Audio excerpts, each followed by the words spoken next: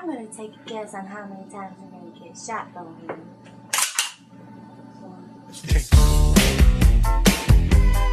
You can't touch this.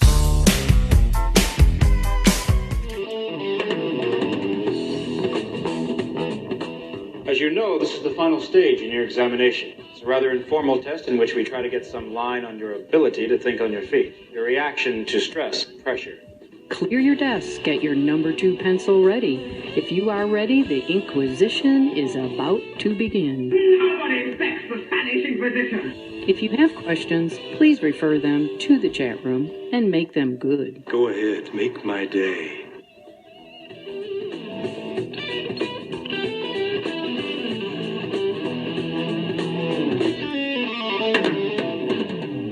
You've got to ask yourself one question. Do I feel lucky? Well, do you, punk? Live from Houston, Texas. So welcome to the show, Wilbur Witt, on a Freedom Friday. Well, it's good to be here after 3 weeks on hold there, Doc. Sorry. You just hit me at exactly the right time. I mean, it was break time. What can I say? Well, I was watching. I was timing it and everything. I know we had a problem with the exchange over in Oregon and everything, so I had that number you gave me last week. The end of that one. Yep. And I'm trying to figure out why I'm getting. Let's see. Here we are.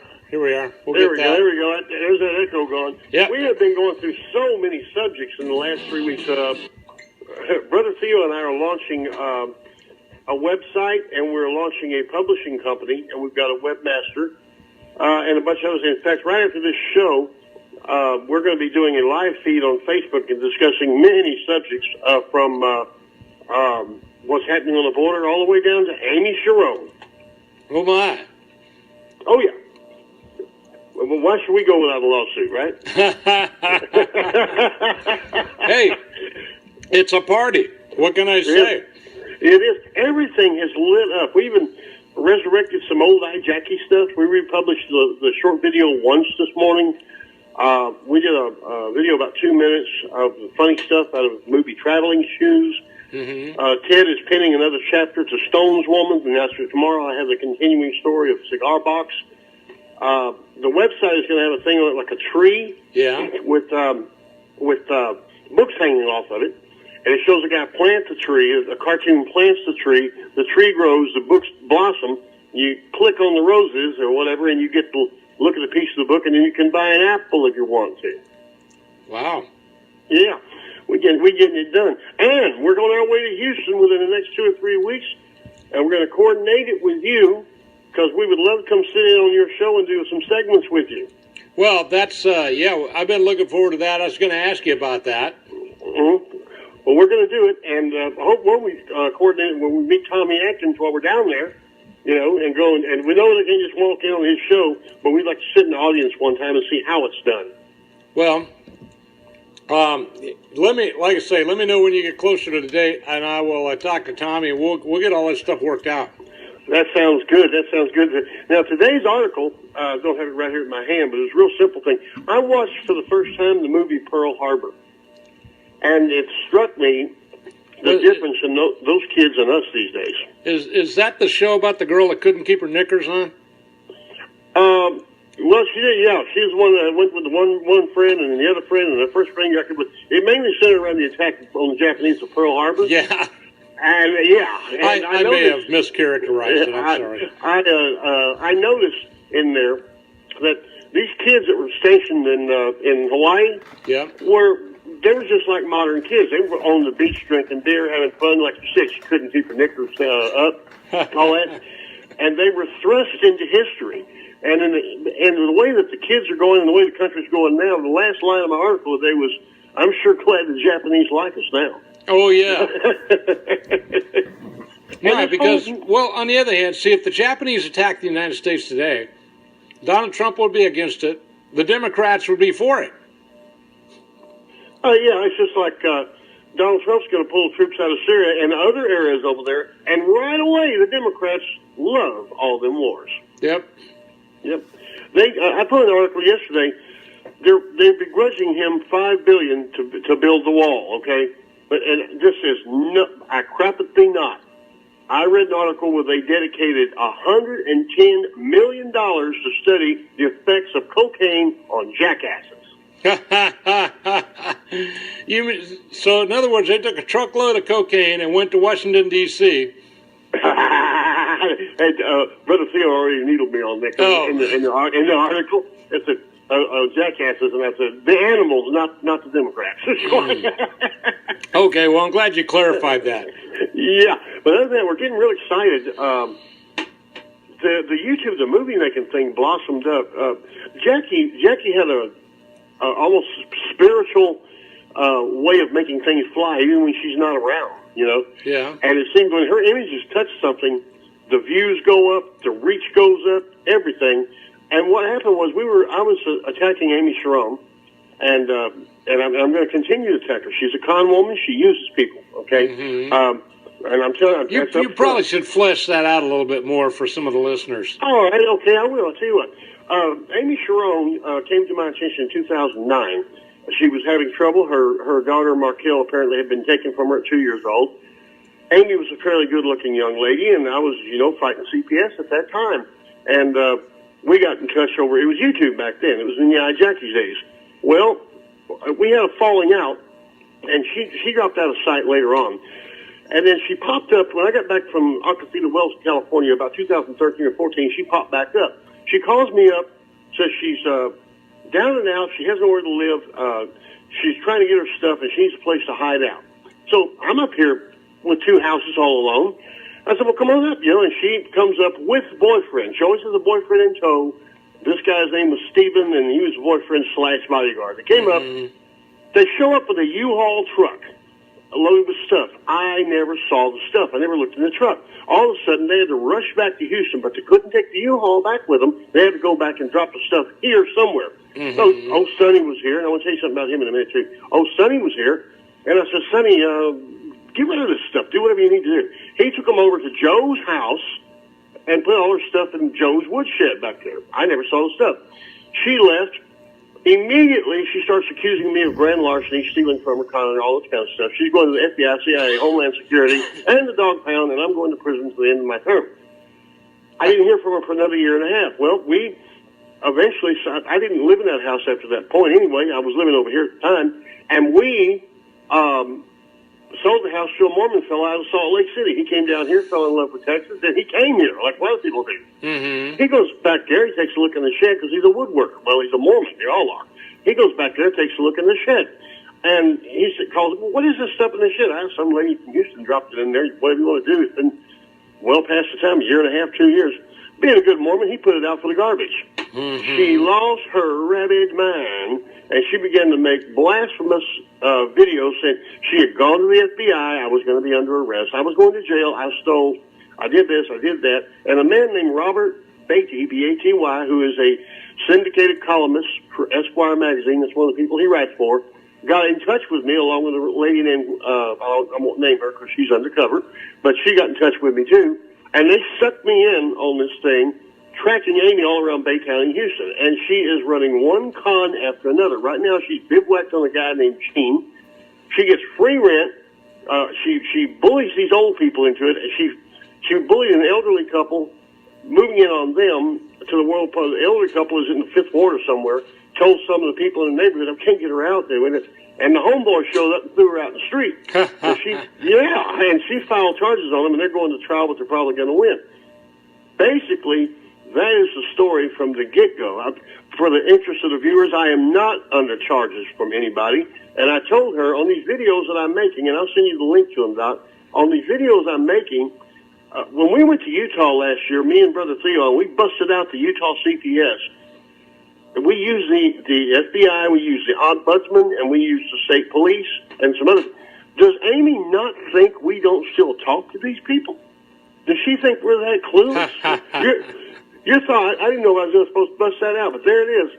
Hey, Amy, I hope you're listening. Your thoughts, Doc?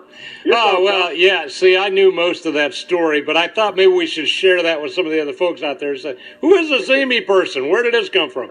So this is sort of a little private war, but it's a private war with a point, and I just wanted to share that with you guys. So, anyway. Well, the mistake that Amy made, and I put this out to this little group today, I said, When I went up to Scott Densack, and he died, by the way, I felt kind of bad about that. Did. Sorry. He was smart enough to step out of the way, and he was a real con man. He made millions of dollars, okay? But when I went up to him, his story never did develop any legs.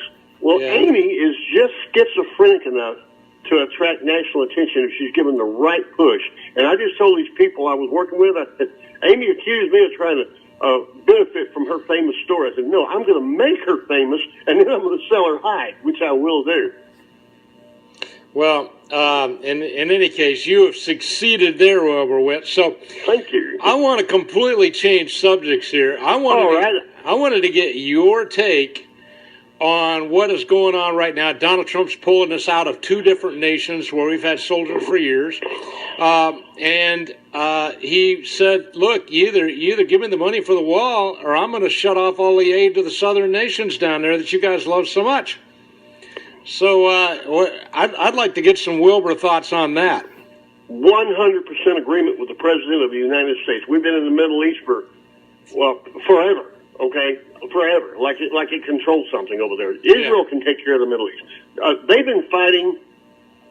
been fighting since Moses picked up a rock and threw it at the Pharaoh, okay? I mean, they've been fighting that long. They're never going to resolve that issue over there. And as far as those pepper bellies below the southern border and their cousins and everything, if you want to eat more tacos from the United States, what you need to do is stop trying to crash our border, because it's not going to work. And stop. I'm sorry those 2 little kids died. I really am. I don't like to see little babies die. But we didn't bring the little babies to the border and turn them loose in the New Mexican desert near Acosita Wells. Now we didn't do that. No. Okay? Our men were taking the babies to the hospital. And indeed, they wouldn't have been here were it not for the Democrats that invited them to come up here and get all the free stuff. Exactly. And I'll tell you, me and Brother Theo don't agree on a lot. When we come down and do your live show, you're going to see us debate right on the air. You know, we do it good. When you see our live feed today, we'll be debating most of the time. But we agree on Donald Trump and that border. I mean, 100%. In fact, Theo says you're too conservative. Machine guns every quarter of a mile? No. Every eighth of a mile, and include lasers. Well, you know, I just figured, I know our machine guns are good, I know our snipers are good, and if you got them every quarter of a mile, that makes the longest shot about 1,300 yards, or 1,300 feet, and that is no step for a stepper, my friend. Nobody's going to get across that border if we do the Doc Greene plan, which he just alluded to, which is a machine gun tower every quarter of a mile. It's a lot cheaper than building the wall, and you only have to kill a couple of them. Look at the foo-for-ah that a couple of kids dying of natural causes because of parental neglect. Where's CPS when you need them? Look at all the foo-for-ah that has started. I guarantee you shoot a couple of illegal aliens coming across the border, and that's going to pretty much can the illegal alien issue, because these people may want to come to the United States. They do not want to die trying to get into it. They will stay home. Hey, Doc, I lived in, like I said, I stayed around Acosita Wells for a while in California, and it is the southern end of Death Valley. It's in the Mojave. And we'd eat around a campfire at night, you know, like you do in Wyoming or anywhere else. Yeah. And any food we had left over, we would leave on tables outside the camp, and with water bottles, because the people were going to come through. Okay, they're going to come through, and it was California. That's the way they did. But all the time, they found people out there dead in the desert. Sometimes hikers, they thought they could hike across the desert. They find them too, okay? Yeah. And when I heard of these 2 babies died out there, and I know all the people up north saying, well, they were misused, they were this. No, they were trying to walk across a desert, my friend. If you want to see what they were walking across, go watch The Good, the Bad, and the Ugly when Tuco turns Blondie loose with no umbrella. Yes. That's what it's like. Mm-hmm. That's exactly it. And how did this happen? This happened because of leftist liberals in the United States government, traitors to this nation, invited those people to come up here and get the free stuff. And I've got to remind you that Bush 43 also was involved in that invite. Absolutely. It's horrible down there. It's real desert. It really is. It is. And if you're not a scorpion, you ain't going to enjoy it. No, not at all. That's bringing Amy back up one more time. One of her things she said was, I lost everything. I woke up with this shirt on my back. And, well, hey, honey, I lost 3 houses, I don't know how many $1 million, My whole family, my dog, my cat, my Mercedes, everything. I ended up out there trying to have an intelligent conversation with Gila monsters, okay? Yeah, well, same as trying to talk to a Democrat. Well, the Gila monsters are more intelligent at the time. Oh, okay. I'll but you never accept know, that. you never know their nationalities or anything like that. But I'm really excited about the way things are going. I'm really excited about coming down and seeing you guys. Well, I think it's going to be fun, and of course, you know, we got room here in the studio for you. We can get you and Theo both on a camera and a mic. It'll be good. I tell you what, if you got, I haven't played a guitar in over 2 years. I might have arthritis in my fingers, but if I'm so capable, I'll show you some stuff I wrote that never hit tape. All right. Well, I got plenty of guitars, so there we go. Fear not. There we go. There we go. Well, I'm supposed to cut another album. Vic Quinton down in Austin wants to cut one more album. I got one I've written 20 years ago, another gag album called Weird Wilbur Live at Uncle Nasty's, but we just never have hooked up, but one day I will. I got a feeling this is not going to be a family album. Well, it's going to be milder than the one that came out before. It's going to be more clever. When I made the original album, I was singing in bars and clubs down in Austin, and it was kind of like biker bars, you know, down on 6th Street, stuff like that. When I got to Nashville, I mellowed out, and I was more clever with my wording by saying the same thing. Like I have one called The Country Music World of Rock and Roll. Mm-hmm. It says, "Oh, since my baby left me out, I had no place to go. I took myself to Nashville, and I got myself a show." I mean, you know, it's just clever. It's clever. Yeah. It's funny. It's about a rogue. One day I met this honey, and you know, wasn't long. She had all the money, so I stole every dime. You know, put her on the bus and said, "Baby, I bet you don't ever forget about us." Things like that. Yeah. And I still write music. I just don't. I'm writing more articles. Since you got me in the article business, I've been writing more articles than music. But I could still sit down, and I was what they call an A writer in Nashville. You put me in a studio and say, "We need a 10th song for the album. Make it about somebody running off with their pet dog or anything," and I can still grind a song out. It is a skill, folks.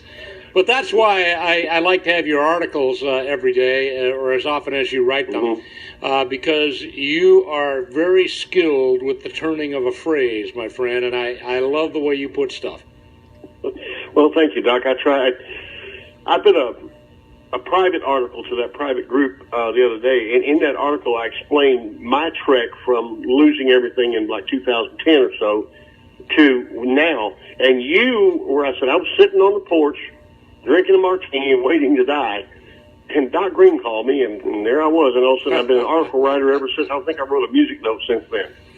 Well, we've all been blessed by your writing. And, of course, Wilbur's got a number of books. You can buy them on Amazon.com. You can just look up Wilbur Witt and go there and buy them. Cigar Box, one of my personal favorites. Charron is another great book, and I know you'll enjoy that one as well. But this is all good stuff. Go there and buy the books. He needs the money. You need a good read, and you'll enjoy it. Sounds good. And tomorrow we'll have another segment of Cigar Box up on the TeaPartyTribune.com and Doc Greene's page. I'm putting a segment up each week, working my way through the book, and there will always be a link there where you can purchase the book. And by the way, except some of the mystic stuff, Charron was a real girl. Her real name was Susan. Oh, you know, this is the problem with your books. You know, they all seem to be based on real people. Mm-hmm. Well, you know the reason Cigar Box, when the spirit takes the baby out of the car and throws him against the fence, right? Yeah. In real life, when April got killed in that car wreck, little Mikey was seatbelted, but loosely in between the seat. When they had the impact, he went forward between the front seats. He hit the windshield. As the driver's head smashed the window out from the impact, he flew out. This 2-year-old boy. He flew out, made a right turn, flew across 4 lanes of highway, hit a cyclone fence, and broke one leg. And the only way we could explain it was it must have been an angel. Yeah, well, hey, I believe in angels. So it's entirely possible. But guys, read the books. They're good books, and I'd recommend that you get them. And Wilbur Witt, thank you for joining us here on a Freedom Friday. Well, thank you, Doc. I think this has been one of our better shows. I look forward to doing it again. So I guess the next question is when you come again, when you actually come to do the live in studio thing, do I need to have like guitars and amps set up here in the studio or what? Yeah, if you have an easy to play wooden guitar, if I can even play it. I haven't played in so long. My fingers are stiff. I'm not stiff that much anymore. I didn't play that great anyway, but if you got one around, I might show y'all some entertainment, and I'll keep it clean.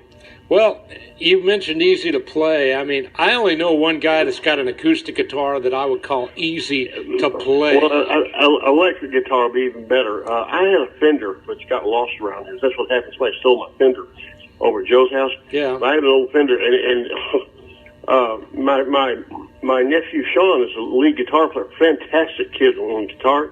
Yeah. But he played that thing. He said, "Uncle Billy, did you really record the clean national anthem on this thing?" I said, "Yeah." How the hell did you play it? Well, nonetheless, we're going to try to get that to happen over here, and that'll be fun. It will be. It'll be a blast and everything. And I want to say about Sonny. I keep forgetting to tell you, Sonny died about 3 months ago. Actually, you did tell me that. Yeah. Oh, okay, yeah. And I knew Sonny, and nice guy. He used to come to Austin with you a lot. Yeah, he was. He loved your show. He loved the Patriots and everything. I mean, he got cancer, and it did what cancer does. Yeah. And the sad thing is, I was busy with doing something, and my phone rang about noon that day. Mm-hmm. And 15 minutes later, a girl, Summer, called me and said, Sonny just died. He was trying to call me the minute he died, and wow. I didn't have time to run to the phone. Wow. Well, wow. He was always worried. They wanted to make his mark on the world and all this kind of stuff. Yeah, Sonny, let me tell you a secret. When C.J. Grisham stood up there and took his coat off that day and exposed his weapon for the first time since 1872, a picture was taken, and right behind C.J., you were standing. Yeah. So, yeah, you made your mark. Yes, indeed. Part of history.